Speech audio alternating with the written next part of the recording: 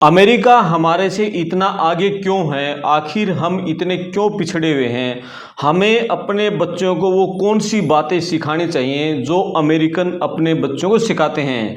वहाँ का माहौल कैसा है जिसके चलते हमारी इकोनॉमी और अमेरिका की इकोनॉमी में इतना ज़्यादा अंतर है?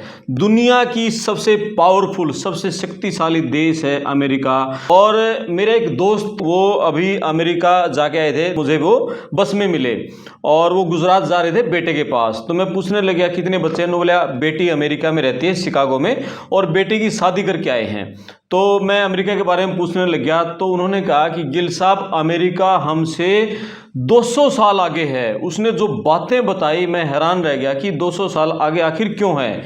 फिर हमारे एक अजीज मित्र हैं और बड़े भाई साहब कह लीजिए उनको, और बालेंद्र कुंडू जी, वो भी अमेरिका में रहते हैं और अब तो वो अमेरिका के सिटीजन बन चुके हैं। कई इंटरव्यूज़ हमने उनके साथ किए हैं। तो बालेंद्र जी से मेरी जब बातें हो रही थी, वो जो हरियाणा आए थे, तो उन्होंने कई ऐसी बातें बताई जो हमारे इंडिया के लोगों को अपने बच्चों को सिखानी चाहिए। उन बातों को यदि सिखाएं तो हमारे बच्चे भी अमेरिका के बच्चों की तरह आगे निकल सकते हैं, तरक्की कर सकते हैं। पहली बात उन्होंने ये बताया कि अमेरिका में डिग्निटी ऑफ लेबर है। डिग्निटी ऑफ लेबर यानी कि काम का सम्मान है, श्रम का सम्मान है। कोई भी काम वहाँ छोटा या बड़ा नहीं माना जाता। हमारे यहाँ क्या है, कोई आदमी गांव का पंच बन गया या सरपंच बन गया, किसी का फादर क्लास 4th टीचर लग गया, क्लास 4th की जॉब लग गया, किसी का फादर टीचर लग गया, तो उनके बच्चे अपने आप को बड़ा मानने लगते हैं। वो छोटे मोटे काम नहीं करते। यानी कि हमारे जो बच्चे हैं, जो इंडिया में बच्चे हैं जो पढ़े लिखे, जिसने +2 पास कर ली या BA पास कर ली या MA पास कर ली, वो कहीं किसी मॉल में काम नहीं करेंगे, किसी शॉप में काम नहीं करेंगे, वो छुट्टियों के दौरान कोई काम नहीं करेंगे, वो काम करने को बेइज्जती मानेंगे। जबकि वो गांव में, शहर में खाली घूमे जाएंगे, गांव में बुग्गियों के ऊपर बैठे रहेंगे, कहीं कोने में, कहीं सड़क किनारे महफिल जमाए रहेंगे और ऐसे शहर में कहीं भी जमघट लगाए रहेंगे, लेकिन वो काम करने को शर्म मानते हैं। जबकि अमेरिका में किसी का फादर कितना ही बड़े पैसे वाला हो, लेकिन वो बच्चे काम करते हैं। मतलब जो पढ़ाई भी करते हैं, पढ़ाई के साथ काम करते हैं और किसी काम को वो छोटा नहीं मानते।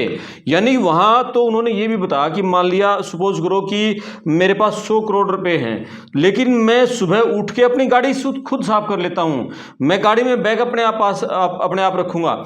और इंडिया में किसी के पास 2 करोड़ रुपये हो जाए, गाड़ी वाला साफ करने वाला आएगा, बैग दूसरा रखेगा, गाड़ी ड्राइवर दो चलाएगा। वहाँ बोला कि लोग सेल्फ सर्विस ज़्यादा करते हैं, खुद काम ज़्यादा करते हैं। और हमारे यहाँ मतलब दूसरों पर निर्भर हो जाते हैं, दिखावे के चक्कर में पड़ जाते हैं हमारे लोग, और काम का सम्मान नहीं करते। और वहाँ क्या है कि उन्होंने कहा कि श्रम का सम्मान है, एक बात। दूसरी बात उन्होंने वहाँ एजुकेशन के बारे में बताई कि अमेरिका में क्या है, जो +2 पास है उसको वो मैट्रिक बोलते हैं। भाई +2 पास कर ली उसने, मैट्रिक पास कर ली, और मैट्रिक के बाद बच्चा वहाँ कॉलेज में एंट्री करता है। तो उन्होंने कहा कि जो बच्चा कॉलेज में एंट्री करता है वो 90% बच्चे कॉलेज में जाने वाले अपनी फीस खुद भरते हैं। यानी कि जैसे ही यदि किसी के पेरेंट्स के पास 100 करोड़ हैं, 200 करोड़ हैं, 1000 करोड़ हैं, वो अरबपति है, करोड़पति है, तो भी वो 90% पेरेंट्स कॉलेज के बच्चों की फीस नहीं भरते। उनके बच्चे कॉलेज में एंट्री कर गए तो वो कहते हैं कि अब तुम इंडिपेंडेंट हो और अपना खुद कमाओ, अपनी फीस भरो। तो उन्होंने बताया कि जो बच्चे हैं, 90% बच्चे हैं, वो पढ़ाई के साथ जॉब करते हैं, और जॉब करते हैं या फिर वो लोन लेते हैं। यानी उनको कॉलेज की फीस खुद भरनी होती है, खुद का वो अपने किताबें खरीदते हैं, सारा खर्चा अपना वो खुद करते हैं। यानी कि अमेरिकन लोग हैं, स्कूल से निकलते ही जैसे ही बच्चा कॉलेज में एंट्री करता है उसको इंडिपेंडेंट बना देते हैं। वो पढ़ाई के साथ खुद काम करते हैं और इसी कारण वहाँ के बच्चे आगे निकल जाते हैं। उनमें स्टार्टिंग से ही वर्क कल्चर पैदा हो जाता है। और हमारे यहाँ बच्चा BA कर लेता है, MA कर लेता है, PhD में भी कर लेता है, और उसमें PhD तक सारा खर्चा पेरेंट्स से लेता रहता है। दूसरा उन्होंने ये बताया कि वहाँ जो डिग्निटी ऑफ लेबर है, श्रम का जो सम्मान है, कोई आदमी छोटा बड़ा नहीं मानता एक दूसरे को। यानी कि हमारे इंडिया में देखो, जो कलेक्टर होता है, डीसी होता है, या कोई भी डिपार्टमेंट का जो हेड होता है, तो उसका जो ऑफिस होता है, उसके ऑफिस में एक अलग से गैराज होती है। वो अधिकारी आएगा तो उस गैराज में उसकी गाड़ी खड़ी होगी, और जो दूसरे अफसर होंगे, क्लास 1, क्लास 2, क्लास 3 के होंगे, उसके लिए अलग से होगी। तो यानी कि भेदभाव देखो कहां से शुरू होगा, वहां गाड़ी से भेदभाव शुरू होता है। यहां सिर्फ अफसर की गाड़ी खड़ी होगी और दूसरे जो अफसर हैं, अधिकारी, कर्मचारी, उनकी गाड़ी अलग से उनके लिए वो पार्किंग होगी, वहां खड़ी होगी।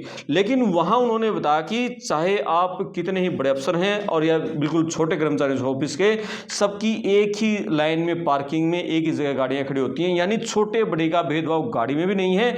उसके बाद जब आपका लंच का टाइम होता है, तो लंच के टाइम आप सभी लोग एक साथ बैठते हैं उस ऑफिस के, चाहे आप क्लास 1 अफसर हैं, क्लास 2 हैं, क्लास 3 हैं, क्लास 4 हैं, सब अपना टिफिन खोलेंगे, सब इकट्ठे मैस में वहाँ इकट्ठे खाना खाएंगे, आपस में वो बातें करेंगे और ऑफिस की बातें करेंगे, इधर उधर की सारी बातें करेंगे। यानी देखो कि वहाँ अधिकारी, कर्मचारी, 4th क्लास कर्मचारी और क्लास 1 अफसर इकट्ठे बैठ के एक टेबल में बैठ के वहाँ खाना खा रहे हैं। यानी छोटे बड़े का कोई भेदभाव नहीं है। यानी इंसानियत की वैल्यू है, इंसानियत की इज्जत है, वो कितनी है वहाँ पर, आप इस बात से समझ सकते हैं।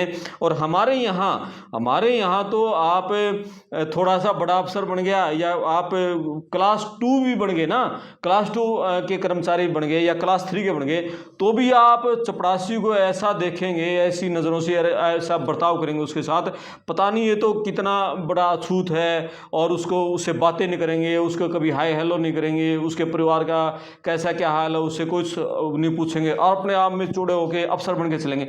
यानी कि इंसानियत की वैल्यू, इंडिया ये कहते थे कि मतलब सर्वधर्म सब जातियों का यहाँ सम्मान है, लेकिन इंडिया में ही हम ये कहें जितना भेदभाव, जितना छुआछूत, जितने अमीर गरीब की खाई इंडिया में है, शायद दुनिया के किसी देश में मिलेगी, कहीं नहीं इस तरह का मिलेगा। तो बालेंद्र जी से जो हमने बातें की थी, वो बात वीडियो भी आपको पूरा सुनाएंगे। इस वीडियो के बाद जैसे मेरी बातचीत खत्म होगी, वो पूरा बालेंद्र जी का वीडियो है, आप उस वीडियो को पूरा सुनना, और आपको अमेरिका के बारे में बहुत सारी चीज़ें पता लग जाएंगी कि अमेरिका कैसा देश है, कैसा वहाँ का रहन सहन है। हालांकि अब वहाँ ट्रंप ने इंडियंस का जाना बहुत मुश्किल कर दिया है। अब तो मतलब जो बच्चे हैं वीज़ा उनको बिल्कुल ना के बराबर मिल रहे हैं।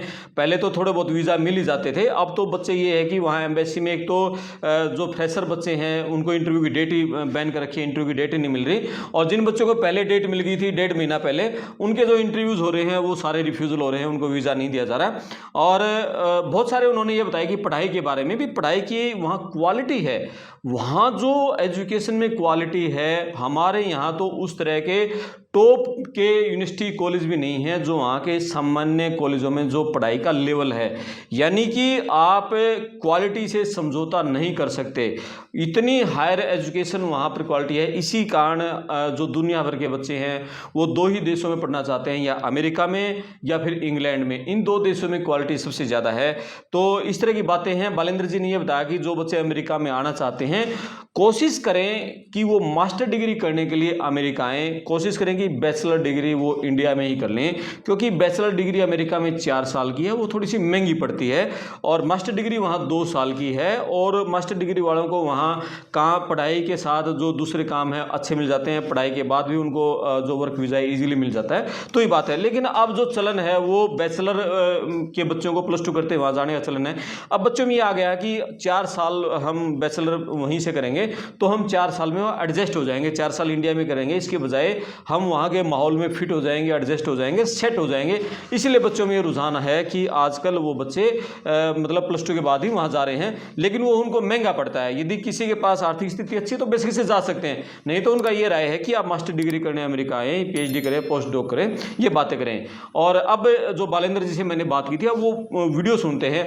आपके पास टाइम है तो पूरा आधे घंटे की वीडियो, आप उस वीडियो को पूरा सुनना। बहुत सारा मतलब हमें है ना, यूट्यूब है, यूट्यूब नॉलेज बहुत देता है। आप इस वीडियो को सुन के अमेरिका के बारे में कितनी बातें पता चल जाएंगी। आप किताबों में मत्था मारो, इतना ज़्यादा पढ़ो, इधर से सुनो उधर से सुनो। एक अमेरिका से आए आदमी ने वहाँ के बारे में बताया, और इंडियन लोगों को भी किस तरह से अपना बिहेव करना चाहिए, कैसे हम अपने आप में सुधार करें, ऐसे यहाँ काम करें, हमें वहाँ जाने की जरूरत ना पड़े। वो सारी बातें हमने बालेंद्र जी से बात की है। अब बात करते हैं, आप वीडियो को खूब सारा शेयर करना, चैनल को सब्सक्राइब करना, आपने कमेंट्स जरूर लिखना और साथ में जो घंटी वाला बटन है उसको जरूर दबाना ताकि आगे की वीडियोज़ के नोटिफिकेशन आपको मिलते रहें। अब सुनते हैं बालेंद्र जी को। मतलब एक आदमी यहाँ पे सड़क पे काम करता है, सारी उम्र पत्थर ही फोड़ता रहता है। अमेरिका में एक आदमी अगर सड़क पे काम करता है, थोड़ी दिनों बाद वो बिल्डर बन जाता है, घरों में पेंटिंग करना शुरू कर देता है, तो कुछ दिन बाद अपना बिजनेस शुरू कर लेता है, गैस स्टेशन पे, पेट्रोल पंप पे पेट्रोल भरना शुरू कर देता है, कुछ सालों बाद उसका अपना पेट्रोल पंप। ग्रोथ है वहाँ पे जी, यहाँ पे ग्रोथ नहीं है और उसकी वैल्यू नहीं है बच्चों की। अभी आपकी यहाँ कितनी यूनिवर्सिटीज़ हैं, हर साल हज़ारों बेरोजगार पैदा कर रही है जिसका कोई यूज़ नहीं है, उनका कोई ब्लॉक है, टोटल फ्यूचर ब्लॉक। इसलिए फ्रस्ट्रेशन है सोसाइटी में जी। तो जब तक आपको स्किल कोई भी हो, चाहिए आपको, मतलब लड्डू बनाने आते हो, चाहिए आपको स्किल चाहिए, स्किल। हाँ, वो हाथ का हुनर जिसे हम कहें। हाँ, क्योंकि चाइना में क्या हुआ कि चाइना में ऐसा ही हुआ। चाइना तो हमारे साथ ही इंडिपेंडेंट हुआ था लगभग, लेकिन चाइना में हर बंदे को के पास एक मिडिल क्लास फैमिली अगर अपने बच्चे को अमेरिका भेजना चाहती है या यूरोप के किसी कंट्री में भेजना चाहती है, ऑस्ट्रेलिया में भेजना चाहती है, न्यूजीलैंड में भेजना चाहती है, कनाडा में कहीं भी भेजना चाहती है, तो उसके लिए बेटर तरीका यही है कि बच्चों को यहाँ से बैचलर डिग्री करवाओ। Don't send your kids for the under grades. उसमें कोई इतना उसके पैसे बहुत ज़्यादा खर्च हो जाते हैं और वर्थ भी नहीं है। और अगर आप मास्टर डिग्री वहाँ से करते हैं, पर्टिकुलरली कनाडा में मास्टर डिग्री करने के बाद आपका इमिग्रेशन थोड़ा सा जल्दी हो जाता है अमेरिका की बजाय। और अगर कनाडा में हैं तो फिर वहाँ की अगर आपको पासपोर्ट मिल जाता है तो आप अमेरिका में भी आ सकते हैं। It's not a big deal इतना। मेरे साथ हैं बालेंद्र कुंडू जी, अमेरिका में रहते हैं, ग्लोबल हरियाणा नाम से संस्था चला रहे हैं। अब तक हज़ारों हरियाणवी बच्चों की जो हरियाणा से अमेरिका में गए हैं उनकी मदद कर चुके हैं। हरियाणा के जो बच्चे लीगल तरीके से जा रहे हैं उनके लिए वहाँ सेटल होना कितना आसान है, कितना मुश्किल है।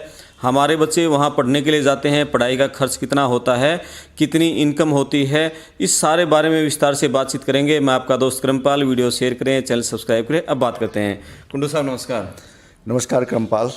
पहले तो मैं आपको एक धन्यवाद देता हूं कि आप चीन से चल के आए और मैं रोहतक में हूं और ये हम बात कर रहे हैं आपस में एक आपके चैनल पे, तो अच्छा लग रहा है। और we can share some important informations with our viewer, और जितने बच्चों तक ये बातें पहुंचे तो बड़ा अच्छा रहेगा। अमेरिका के बारे में जो गलत है या वर्ल्ड में किसी भी कंट्री के बारे में जो गलत धारणाएं हैं उसके बारे में कुछ बातें स्पष्ट कर देते हैं। अब हमेशा ही मैं तो हरियाणा वाले जब भी अमेरिका में जाते हैं तो मैं सबके साथ पूरा सहयोग किससे काम करता हूँ और उसके साथ कोशिश करता हूँ कि किसी को तकलीफ ना हो। और ये मैं पिछले 30-35 साल से कर रहा हूँ और अच्छा लगता है, सेटिस्फेक्शन मिलता है।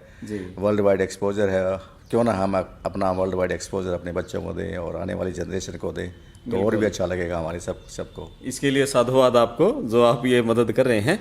तो बालेंद्र जी, सबसे पहले थोड़ा अपने बारे में बताइए। आपका हरियाणा में कौन सा गाँव है, कहाँ जन्म हुआ, कब आप अमेरिका में गए? देखिए, मेरा गांव टिटोली है, रोहतक के पास में ही पड़ता है और यहाँ मैंने एमडी यूनिवर्सिटी से एमबीए किया और मैंने बीच में ही योगा की मास्टर की और I was working as a yoga teacher. Haryana का पहला योगा टीचर था मेहर सिद्धार्थ यूनिवर्सिटी में। उसके बाद अमेरिका चला गया 86 में। उस समय तो पता भी नहीं था कि अमेरिका किधर है, क्या है। गांव से आए थे, गांव से शहर में आए, शहर से अमेरिका चले गए और अब तो पूरा वर्ल्ड ही अपना है। पूरे वर्ल्ड में कहीं भी जाते हैं और अच्छा लगता है। तो योगा टीचर का अमेरिका ये बाई चांस हुआ, क्या वो ओकेजन था? और आज से 1986 में, बहुत कई साल पहले की बात होगी। बस ये एक जुनून था वर्ल्ड को एक्सप्लोर करने का और दुनिया देखने का, और गांव से निकल के, शहर से निकल के फिर इतनी दूर आपस में मिलने का एक ये सहयोग ही था। इसको तो लकी कह सकते हैं हम लोग। बिल्कुल। और फिर सफ़र चलता गया, आहिस्ता आहिस्ता लोगों से मुलाकातें होती गई, लेकिन कभी भी मैंने अपने गाँव को, अपने शहर को, अपने जानने वालों को कभी मैंने छोड़ा नहीं। उनके हमेशा टच में रहा। हरियाणा के जितने भी लोग हैं सबके मैं टच में रहा और काम करता रहा। बिल्कुल, बहुत अच्छा। और यही आपसे उम्मीद है और हज़ारों लोग आपको दुआएं भी देते हैं जिन लोगों की आप मदद कर चुके हैं। थोड़ा सा हम बात करेंगे, आजकल हरियाणा में एक चलन हो रहा है डोंकी के ज़रिए अमेरिका जाने का। और मैं कहूँ कि हरियाणा के कई ज़िलों में तो बच्चे 40 लाख, 50 लाख, 60 लाख रुपए देकर अपनी ज़मीन बेचकर अमेरिका जा रहे हैं। उन बच्चों का क्या भविष्य है? वो अवैध रूप से वो बच्चे कितने परेशान होते हैं, उसके बारे में थोड़ा बताओ। देखिए, हम इसको दूसरे तरीके से लेते हैं इस बात को, क्योंकि यहाँ से जाने का मेन रीज़न क्या है, क्यों लोग यहाँ से प्लान कर रहे हैं, क्यों बाहर लोग जा रहे हैं। सबसे पहली बात है अनएम्प्लॉयमेंट। क्योंकि यहाँ पे रोज़गार बच्चों को मिल नहीं रहा और मिल भी सकता है रोज़गार यहाँ पे लोग करना नहीं चाहते। आप 50 लाख रुपए लगाकर अगर यहाँ पे काम कर सकते हैं तो बेटर यही है कि यहाँ पे काम करो। और जितनी परेशानियाँ ये उठाते हैं और उठा कर क्या वहाँ पे फ्यूचर है वो शायद मैं आपको अच्छी तरह बता सकूँ। देखो यहाँ से ये लोग गोटामाला जाते हैं, गोटामाला से फिर पैराग्वे से मेक्सिको 3-4 महीने जंगलों में भटकते हुए परेशान होते हुए मेक्सिको के बॉर्डर पे पहुंच जाते हैं। बॉर्डर क्रॉस करके उधर अमेरिकन डिटेंशन वाले होते हैं, इनको डिटेन कर लेते हैं। उसके बाद इनको डिटेंशन सेंटर में डाला जाता है, फिर इनकी बेल हो जाती है। उसके बाद ये क्या करते हैं कि पॉलिटिकल असाइलम के लिए कोई अपना फाइल कर देते हैं। और हमारे जैसे लोग जितने भी हिंदुस्तानी हैं, हरियाणा के लोग हैं ज़्यादातर, मेरे पास तो हरियाणा के लोगों का ज़्यादा इंटरेक्शन रहता है, वो इनको कहीं ना कहीं हेल्प करके कहीं जॉब दिलवा देते हैं। और उसके बाद इनका कोई ऐसा कोई फ्यूचर नहीं है कि उनको अमेरिका में रहने की कोई ग्रीन कार्ड मिल जाएगा, रेजिडेंसी वहाँ वहाँ पे इतनी जल्दी मिल जाएगी। क्योंकि इससे और भी एक अच्छा तरीका है वहाँ सेटल होने का, जो कि आम हमें पता भी नहीं है। क्योंकि यहाँ से आकर आप एजुकेशन के बेस पे जाना चाहें वो सबसे अच्छा तरीका है। यहाँ से आप बैचलर डिग्री करो, आईटी में करो, फाइनेंस में करो, हेल्थ में करो, 3-4 ऐसे, फार्मा में करो, कुछ ऐसे सेक्टर्स हैं यहाँ पे बैचलर डिग्री करो। और किसी भी स्टेट यूनिवर्सिटी में, महंगी यूनिवर्सिटी की बात नहीं करना चाहता मैं, किसी भी स्टेट यूनिवर्सिटी में आप वहाँ से मास्टर डिग्री करो। मास्टर डिग्री करने के बाद आपको OPT, ऑप्शनल ट्रेनिंग बोलते हैं, 3 साल के लिए अमेरिका में रहकर काम करने की परमिशन मिल जाती है। उसके बाद आप वहाँ पर काम कीजिए और आप लीगली आप कर सकते हैं, किसी भी यूनिवर्सिटी में जाके काम कर सकते हैं और किसी भी कंपनी में जाके काम कर सकते हैं। देखो वहाँ सिफारिश तो चलती नहीं है, वहाँ तो अगर आपके अंदर टैलेंट है तो आपको काम मिल जाएगा, अगर आपके पास टैलेंट नहीं है तो आपको काम नहीं मिलेगा। जनरली ऐसा होता है कि सभी बच्चों को वहाँ पे जाने के बाद कोई बच्चा वहाँ से मास्टर डिग्री करने के बाद कोई बच्चा वहाँ से वापस नहीं आता, सबको आपसे काम मिल ही जाता है जी। अमेरिका तो ये जैसे 2 साल की मास्टर डिग्री है वहाँ पर, तो उसके बाद 3 साल का वर्क वीज़ा उनको मिलता है, तो वो एक्सटेंड होता रहता है आगे फिर? हाँ, वो एक्चुअली वर्क वीज़ा जो है एक H1 वीज़ा होता है, उसमें कन्वर्ट हो जाता है मोस्ट लाइकली। और वो as long as you can stay legally आप आ सकते हैं, आप जा सकते हैं, अपने परिवार से मिल सकते हैं, तो वो H1 वीज़ा हो जाता है। और उसमें ठीक है, लॉन्ग रन के लिए फिर वो आप ग्रीन कार्ड के लिए फाइल कर सकते हैं। तो आपको एक परमानेंट वहाँ पर रहने का एक आसान और बहुत ही ठीक तरीका है ये। जी। तो ये ग्रीन कार्ड कुंडू साहब कितने साल लग जाते हैं ग्रीन कार्ड मिलने में? देखिए, आज से 20 साल पहले तो इसमें काफ़ी इजी था, 4-5 साल में हो जाता था, लेकिन अभी इसका प्रोसेस काफ़ी लंबा हो गया है। May be 10 years, 15 years, depends on your qualification, depend on your circumstances. जल्दी भी मिल सकता है और इसमें एटलीस्ट यू कैन से 10 साल तो इसको आप मान के चल सकते हैं। 10 साल से पहले अमेरिका में आजकल ग्रीन कार्ड के कोई चांसेज नहीं है। जी। अच्छा कुंडू साहब, जो बच्चे यहाँ से अमेरिका जाएं पढ़ाई करने के लिए, किन फील्ड में ज़्यादा स्कोप रहता है? वो किस तरह की मतलब पढ़ाई चूज़ करें ताकि आगे उनको नौकरी मिलने में आसानी रहे? नहीं, जैसे कि मैंने अभी बताया था कि सबसे जो अच्छा है वो है IT सेक्टर। जी। मास्टर करो यहाँ से बैचलर करो कंप्यूटर साइंस में, या फार्मा में यहाँ से बैचलर करो, या हेल्थ में, किसी हेल्थ में आप कोई भी नर्सिंग में है, फार्मा में है, इसमें फाइनेंस में है, तो मैथ में, बेसिकली मैथ में भी है, इकोनॉमिक्स में है, यहाँ से बैचलर करो। फिजिक्स अच्छी डिमांड नहीं, फिजिक्स में अगर आप फिजिक्स, केमिस्ट्री और बायोलॉजी में अगर आप मेडिकल फील्ड में जाना चाहते हैं तो वो डिफरेंट लाइन है।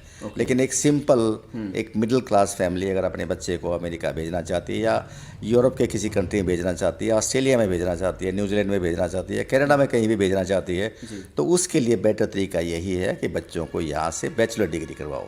Don't send your kids for the under grades. उसमें कोई इतना, उसके पैसे बहुत ज़्यादा खर्च हो जाते हैं और वर्थ भी नहीं है। और अगर आप मास्टर डिग्री वहाँ से करते हैं, पर्टिकुलरली कनाडा में मास्टर डिग्री करने के बाद आपका इमिग्रेशन थोड़ा सा जल्दी हो जाता है अमेरिका की बजाय।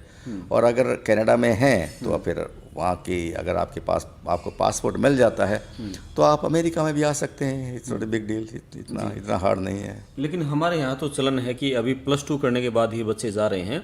उनका ये मानना रहता है, पेरेंट्स का भी, बच्चों का भी 3 साल यहाँ हम बैचलर डिग्री करेंगे इंडिया में, 3 साल में तो हम वहाँ सेटल हो जाएंगे। नहीं, ये गलत सा है, क्योंकि वहाँ पे बैचलर डिग्री जो है उसकी इतनी ज़्यादा इम्पोर्टेंस नहीं है, क्योंकि वो बहुत महंगी पड़ती है।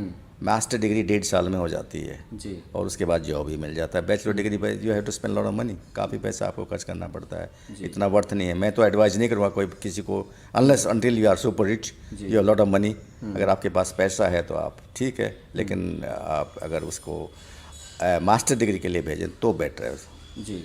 तो कुंडू साहब ये बताओ, जो बच्चे बैचलर डिग्री करके जाते हैं या +2 करके वहाँ एडमिशन लेते हैं, तो ये सबके यहाँ अभी जो बातें लोगों के बीच में चलती हैं कि वो पढ़ाई के साथ अपना खर्चा भी निकाल लेते हैं। कुछ लोग कहते हैं वो खर्चा निकाल के कुछ पैसे बचा ले लेते हैं और घर भी भेज देते हैं। इसमें कितना क्या वो बच्चे मतलब इनकम कर लेते हैं? देखिए, अगर आप यूरोप के स्टाइल से रहें, अगर आप अमेरिका के स्टाइल से रहें और उस स्टाइल से रहें तो उसमें से बचने वाला तो कुछ है नहीं, बल्कि आपको पैसे मंगवाने की ज़रूरत पड़ेगी अगर आपको उस स्टैंडर्ड से रहना है। क्योंकि अगर आप किसी यूनिवर्सिटी में भी काम करते हैं तो आपको लगभग 20 घंटे मिलते हैं काम करने के लिए। 20 घंटे में $10 $15 पर आवर्स आपको मिलेगी, आपको वो वीक में $200-300। सो दैट इज़, वो इतना काफ़ी नहीं है वो अमाउंट। तो ये आई डोंट थिंक सो। हाँ, इलीगली ओवर टाइम काम कर सकते हैं। 3 दिन आप कॉलेज स्टैंड करो, 3 दिन आप फुल टाइम काम करो, वो इलीगल काम कर लेते हैं काफ़ी। उसमें they can make it. Actually first semester की फीस ही है बेसिकली, तो उसके बाद बच्चे कहीं ना कहीं अपना मेरे जैसे बंदों से या और कितने जानने वाले दोस्तों से मिलके कुछ न कुछ काम हो जाता है। वो उसके बाद वो शायद पेरेंट्स को ज़्यादा बोधर नहीं करते। जी जी जी। फर्स्ट सेमेस्टर में दिक्कत ज़्यादा रहती है बस। फर्स्ट सेमेस्टर में ये है कि एक तो इतना ज़्यादा एक्सपोजर नहीं होता, ना नेटवर्किंग होती। उसके बाद बच्चे की नेटवर्किंग भी हो जाती है और वो एक दूसरे को जानने लग जाते हैं आपस में, तो काम भी मिल जाता है और वो सिस्टम को समझ लेते हैं। और उसके बाद दे स्टार्ट मेकिंग मनी, अच्छा पैसा बनना शुरू हो जाता है, तो ठीक है, काम कर लेते हैं। पर बात ये है कि जो बच्चे, मैं कहता हूँ कि जो यहाँ काम नहीं करना चाहते ना, वो काम अमेरिका में, कनाडा में या दूसरे डेवलप्ड कंट्री में जाके करते हैं। अगर हम अपने बच्चों को यहाँ पे काम करने की आदत डालें, चाहे घर में हो चाहे बाहर हो, हम यहाँ पे बच्चों को, अपने बच्चों को कहते हैं तू बैठ के पढ़, काम हम कर लेंगे, सारा काम हम कर लेंगे। ऐसा कुछ नहीं है। आपके पास 24 घंटे हैं, अपने टाइम को मैनेजमेंट करना है। आप पढ़ने के लिए 8 घंटे बहुत हैं, उसके बाद 8 घंटे फिर भी आपके पास हैं, तो उसमें आप कुछ काम करो, कुछ भी काम कर सकते हो। जितने भी आप स्किल सीखोगे वही अच्छा है। और बाहर दूसरे देशों में स्किल की बहुत डिमांड है। चाहे आपको खाना ही बनाना आता है, चाहे आपको कुछ ड्राइविंग आती है, तो स्किल इज़ वेरी इंपॉर्टेंट बाहर जाने के लिए। जी कुंडू साहब, ये जैसे आपने बताया कि स्किल की बात करें हम, तो एक तो बच्चे जो पढ़ाई के लिए जाते हैं, बहुत सारे बच्चों का ये सवाल रहता है कि वो वर्क वीज़ा उनका कैसे लगता है। सबसे आसान तो आपने स्टडी वीज़ा बताया है।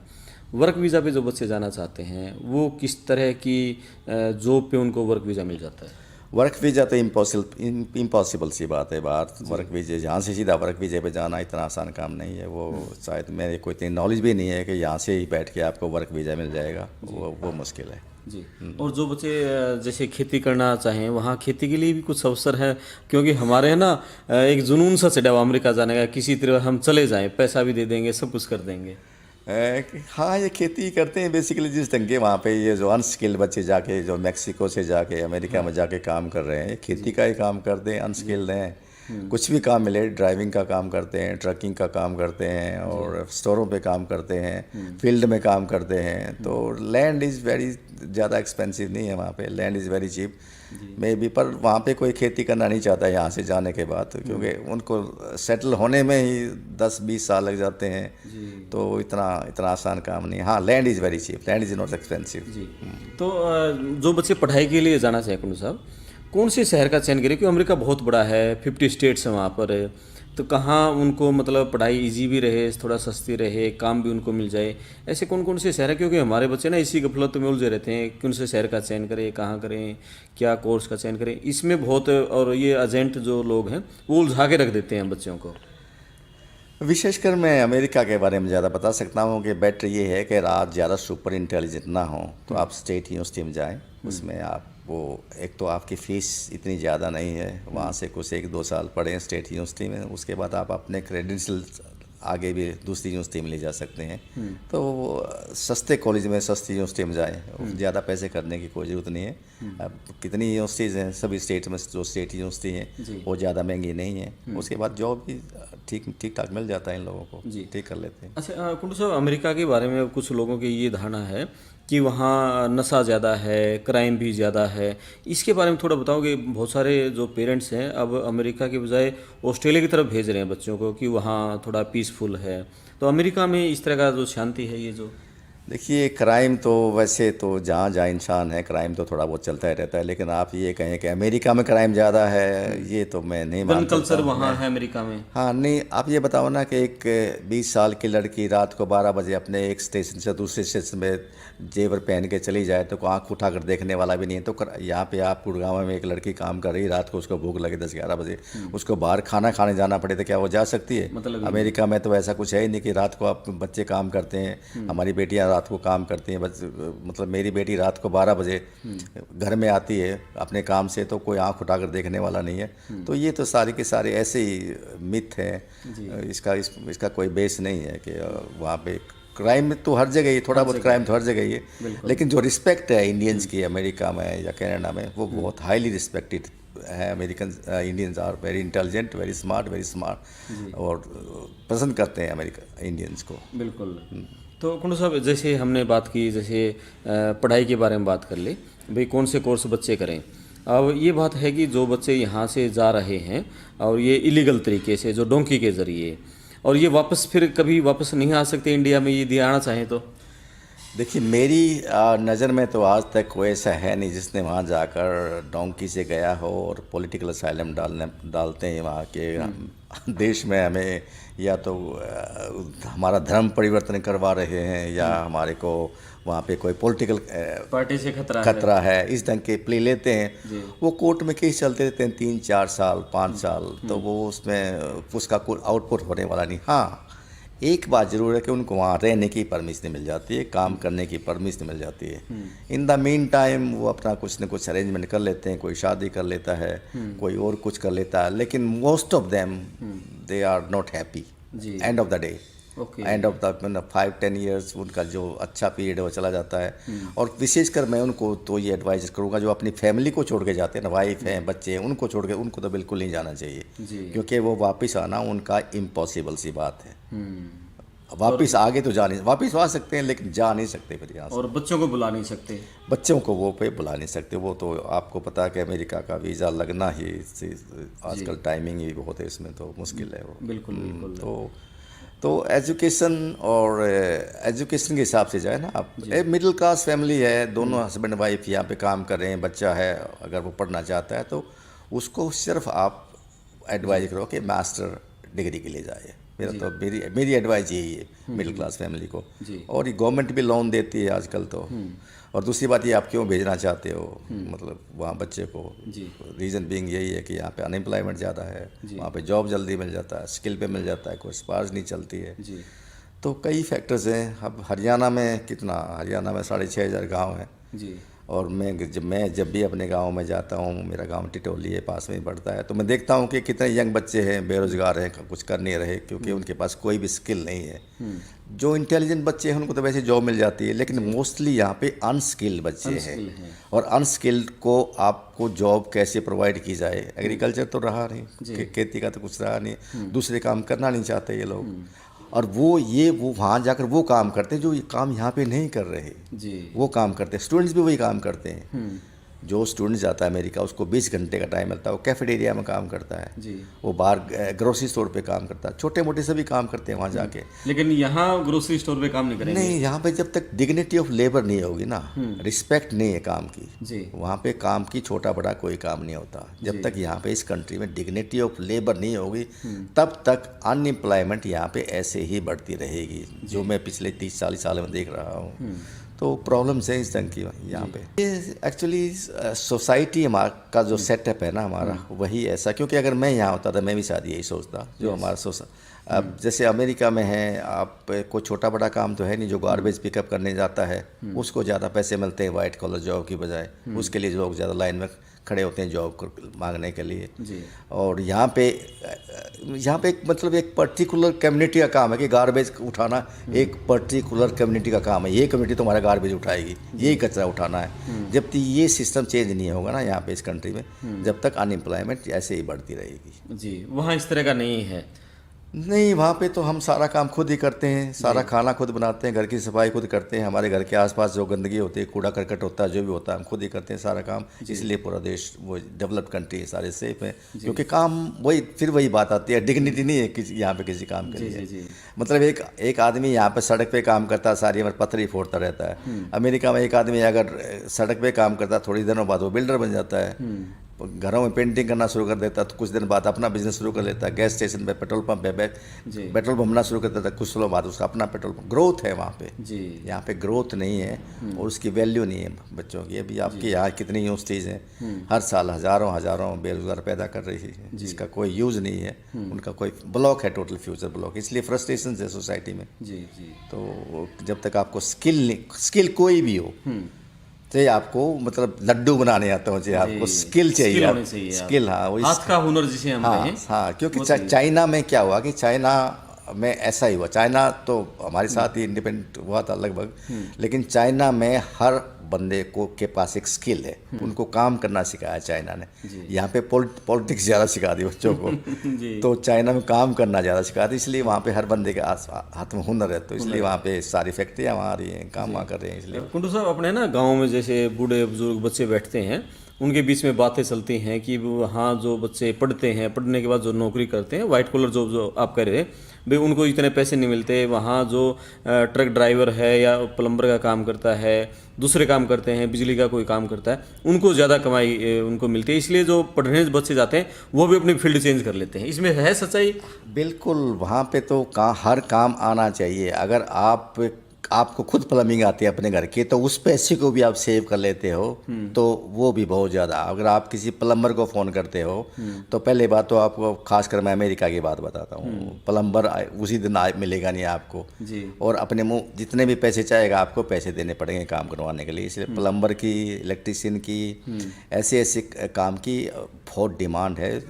ये 6-1 साल के कोर्स होते हैं, अमेरिका में जाके कर लेते हैं, बच्चे कर लेते हैं साइड में, और दे आर वेल ऑफ। इनके बेस पे भी उनको, जो बच्चे, जैसे कोई बच्चा आईटी में जा रहा है, या कोई बच्चा एमबीए कर रहा है, या मास्टर डिग्री कोई कर रहा है, उसके साथ में ये कोर्स करता है, तो इसके बेस पे उनको वर्क, ये तो आपको day to day life time है हमारा। वो एमबीए हो, आपको बैचलर हो, आपके मास्टर हो, ये काम तो वहाँ पे जितनी स्किल है, जितना आपको आ जाए तो वो भी अच्छी बात है। ये तो सीख लेनी चाहिए, ऐसे काम तो बाहर जाते हो, खाना बनाना जरूर सीख लेना चाहिए, ड्राइविंग जरूर सीख लेनी चाहिए जी। तो ये काम छोटे काम है, you should learn before you go abroad. ये नहीं कि आपको खाना बनाना नहीं आता, आपको गाड़ी ड्राइविंग नहीं आती, तो आप तो वहाँ किसी के पास टाइम नहीं। टाइम इज़ मनी जी। अमेरिका में या किसी भी डेवलप्ड कंट्री में टाइम इज़ मनी। अगर मैं आपके साथ बात कर रहा हूँ तो it means something, I giving you my time. बिल्कुल। तो ये चीज़ें छोटी यहाँ इस कंट्री में सीख के जानी चाहिए। एक और बताइए सर, जैसे आपने कहा कि टाइम इज मनी की बात कर रहे हैं, हमारे यहाँ है ना, जो बच्चे हैं आईटीआई हैं, जो स्किल्ड वर्कर हैं, आईटीआई से उसने प्लम्बिंग का कर लिया, बिजली का कर लिया, मोटर मैकेनिक कर लिया, वेल्डिंग कर लिया, उन बच्चों का क्या वीज़ा लग सकता है? उन बच्चों के लिए क्या अवसर हैं वहाँ पर? वीज़ा लगना तो बहुत ही मुश्किल है। वीज़ा तो आईटीआई वालों का नहीं लगता है। आईटीआई वालों का वीज़ा तो नहीं मिलेगा, वो तो बहुत ही इम्पॉसिबल सी बात है, क्योंकि यूथ को ऐसे वीज़ा नहीं मिलेगा वहाँ पे जाने के लिए। सिर्फ एजुकेशन का ही एक ऐसा साधन है कि आप मास्टर डिग्री करने के लिए जाएं, तो इनके लिए कोई वहाँ पे, हाँ, ये आपकी एडिशनल वैल्यू होगी। अगर आप यहाँ से बैचलर डिग्री के साथ साथ आपके पास कोई स्किल है, तो उस स्किल से यू कैन मेक मनी। उस स्किल से आप काम कर सकते हैं, साथ में आप पढ़ भी सकते हैं, उससे पैसा भी अर्न कर सकते हैं, एंड यू आर सेट जी। ये सही बात कही कि बच्चे स्किल होकर जाएं, कुछ न कुछ जो पढ़ाई करने जाएं 5-6 महीने का, यहाँ कुछ ऐसा काम सीख के जाएं ताकि वो पैसा कमा सकें जी। बिल्कुल नहीं, जनरली ऐसा देखा गया है कि जितने भी यहाँ से ना पेरेंट्स है ना, वो बच्चों को मैं वही कहता हूँ कि वो काम नहीं करने देना चाहते, क्योंकि वो डिग्निटी ऑफ लेबर की वही फिर बात आ जाती है कि काम का सब थोड़ा है ना। जैसे बहुत सारे दर्शक हैं, बहुत कम लोगों को अमेरिका जाने का मौका मिलता है, और लोग फिल्में देखते हैं, आप जैसे लोगों के इंटरव्यू सुनते हैं। कैसा देश है अमेरिका? कैसा वहाँ लोगों का रहन सहन, कैसा खान पान, कितना पैसा कमा लेते हैं, वो जानना चाहते हैं। किस तरह की वहाँ व्यवस्थाएं हैं, सफाई, सड़क, रिश्वत, बिजली, इस तरह का कैसा है वो? अमेरिका के बारे में थोड़ा बताओ। देखिए, एक्चुअली यहाँ मतलब ये है कि अवेयरनेस है वहाँ से। एक तो क्लीननेस की, जो सफाई की जो है एक अवेयरनेस है, हर आदमी अवेयर है कि आपको ये गार्बेज नहीं ये कूड़ा करकट नहीं फैलाना, गार्बेज, हर बंदा अवेयर है उसके बारे में। वो अपना देश को, अपना घर को, देश को अपना घर समझता है। जी। पहली बात ये। दूसरी बात है पैसे कमाने की बात है। जो पैसा तो वहाँ पे ठीक है, यू कैन सेव मनी, काम करोगे तो पैसा तो आप कमा ही लेते हो। लेकिन अगर आप अमेरिकन या उस स्टैंडर्ड से रहते हैं तो फिर इतना ईजी नहीं है। देखिए एक आदमी वहाँ सपोज आप जॉब करते हैं तो आपको साल में लगभग 3 या 4 वीक की छुट्टियाँ मिलती हैं। उन 3-4 वीक की छुट्टियों में आप अपने बच्चों को लेकर यूरोप चले जाते हो, साउथ अमेरिका चले जाते हो। तो आपकी लाइफ इतनी बिजी होती है कि आपको मतलब पैसे से ज़्यादा टाइम की ज़रूरत पड़ती है। किसी तरह मुझे टाइम मिल जाए spend to with my family, आने जाने के लिए। तो ऐसी ऐसी बातें बहुत हैं जो कि ड्रॉबैक्स भी वहाँ पे, जैसे यहाँ पे जो मैं देखता हूँ जो यहाँ यूनिवर्सिटी में हैं या दूसरे एम्प्लॉयज़ हैं, दे हार्डली वर्किंग। आपके यहाँ कभी आंगनवाड़ी वाले, कभी पता नहीं लाखों लोग सड़क पे बैठे रहते हैं। तो वहाँ तो ऐसा नहीं चलने वाला। वहाँ तो एवरीबॉडी हैज़ टू वर्क, सब काम करते हैं और काम के बगैर वहाँ गुजारा नहीं है। यहाँ पे पता नहीं काम ही नहीं करते हैं लोग, काम करना नहीं चाहते हैं। रीज़न बीइंग ये काम करना नहीं चाहते हैं। फार्मिंग एक ऐसा सेक्टर था इस देश में अंदर कि फार्मिंग से मैक्सिमम किसान से ही मैक्सिमम रोज़गार क्रिएट होते थे। अब खासकर हरियाणा में ज़मीनें तो रही नहीं, तो फार्मिंग का ऑलमोस्ट बंद हो गया उसमें कोई, तो इसलिए अनएम्प्लॉयमेंट और ज़्यादा बढ़ गई है। उस फार्मर्स के बच्चों को इन्होंने स्किल बनाया नहीं, स्किल डेवलपमेंट कुछ ऐसी हुई नहीं। तो वो सब कुछ सारा का सारा एकदम से ब्लॉक हो चुका है बिल्कुल यहाँ पे। इसलिए यूथ बहुत फ्रस्ट्रेटेड है। आप किसी भी गांव में चले जाइए, यूथ बहुत ही फ्रस्ट्रेटेड है सिस्टम से, और वो सिस्टम की गलती नहीं, वो समाज की गलती है। जी बिल्कुल। तो कुंडू साहब, आखिर में जैसे क्या संदेश देना चाहेंगे हरियाणा के बच्चों को जो यहाँ से पढ़ने के लिए जाएं, उनके लिए क्या मैसेज है, और जो इलीगल तरीके से जा रहे हैं उनके लिए क्या मैसेज? देखिए, सबसे पहले तो मैं पेरेंट्स को भी ये बात कहना चाहता हूँ कि education is the only tool, एक साधन है जो आपको आगे ले जा सकता है और आप आगे डेवलप कर सकते हैं अपने आप को किसी भी कंट्री में जाके। और उसके बाद अगर आप दूसरे तरीके से जाना चाहते हैं तो आपका लक है, मतलब मारा मारी है, तो उसमें तो मैं क्या कह सकता हूँ। हाँ, वो कंट्री अच्छे हैं, साफ़ सुथरे कंट्री हैं, पर अपना देश ही होता है। इसमें तो मैं भी हर साल में 2-3 बार आता हूँ यहाँ पे, मुझे भी अच्छा लगता है। कितने हज़ारों लोगों की मदद कर चुके हैं हम पूरे world wide. Actually global Haryana से जो एसोसिएटेड लोग हैं पूरे वर्ल्ड में हैं, न्यूजीलैंड में, ऑस्ट्रेलिया में, यूरोप में, कनाडा में। तो किसी को कोई इन्फॉर्मेशन चाहिए तो दे कैन कॉन्टेक्ट अस। वो कैसे संपर्क करते हैं? कोई आपकी वेबसाइट या कोई है? बस वो वेबसाइट भी है, ग्रुप भी है ग्लोबल हरियाणा। कहीं आप कहीं गूगल कर लो, आपको ग्लोबल हरियाणा आ जाएगा। तो उससे आप कांटेक्ट कर सकते हैं, किसी भी सिटी में कांटेक्ट कर सकते हैं। हमने ये कम से कम एटलीस्ट 50-60 हज़ार ऐसे बंदे हैं जो वर्ल्ड वाइड एक स्टेज पे आज के दिन 50-60 हज़ार लोग ग्लोबल हरियाणा से एसोसिएटेड हैं डिफरेंट एंगल से। तो पॉकेट बनी हुई है, जैसे टोरंटो में है, टोरंटो में जैसे हमारे कमजीत मान हैं, उनके पीछे 2-3 हज़ार बंदे हैं। ऐसे ही कैरोलिना में है, ऐसे ही सिडनी में है, ऐसे ही यूरोप में है। तो एक इन बंदों का एक ग्रुप बना हुआ है, तो they are helping to each other. At least आज के दिन एक बंदा सिडनी में बैठा हुआ टोरंटो में बात कर रहा है, न्यूयॉर्क में बैठा हुआ जो बंदा है वो दूसरे शहर में बात करता है। तो आपस में कनेक्टिविटी है कि एक दूसरे की हेल्प हो सकती है। तो किस तरह की मदद जैसे ये ग्लोबल हरियाणा के मंच से हो रही है? हम तो जैसे इन्फॉर्मेशन देते हैं, किसी ने यूनिवर्सिटी में जाना हो, किसी यूनिवर्सिटी में, सपोज किसी ने कैलिफोर्निया की किसी यूनिवर्सिटी में एडमिशन लेना है, या सिडनी में किसी ने किसी यूनिवर्सिटी में एडमिशन लेना है, तो वहाँ उनके पूछो कि भी कैसी यूनिवर्सिटी है, क्या इसका स्कोप है। ऐसे ही जैसे टोरंटो में कनाडा में किसी ने बच्चे ने पढ़ने जाना है, तो वहाँ उनसे कॉन्टेक्ट करो, तो will give all the informations, something like that. Kundu साहब, जैसे आपने बताया था कि जैसे यूएसए का तो वीज़ा लगना मुश्किल है, वर्क वीज़ा, बट जो यूरोपियन कंट्री हैं उनका वीज़ा ये कहते हैं कि इजीली उनको मिल जाता है। तो यूरोपियन कंट्री में जैसे सेफ्टी को लेकर या हम वहाँ इनकम कितनी क्या रहती है, वो क्या बताना चाहोगे आप? ऐसा है कि यूरोपियन कंट्रीज़ का कोई इतना ज़्यादा स्कोप नहीं है मेरे हिसाब से जी। वो ज़्यादा कोई फ्यूचर नहीं है यूरोप में, क्योंकि एक लिमिटेड सा है। मैक्सिमम लोग इंग्लैंड या एक तो कई कंट्री में तो लैंग्वेज प्रॉब्लम भी है, और वहाँ पे एक जॉब लिमिटेड है जी और वो उसका कोई वर्थ नहीं है। अगर आप यूरोप में जाते हो अनलेस और अनटिल आप रियली हायर एजुकेशन के जाएँ तो यूरोप में वर्थ है। लेकिन ये ज़्यादा ये बच्चे जा रहे हैं ना, ये इनका टारगेट यही होता है कि वहाँ से किसी तरह मैक्सिको चले जाएं, मैक्सिको से अमेरिका में घुस जाएं। मैक्सिमम टारगेट यही है बच्चों का।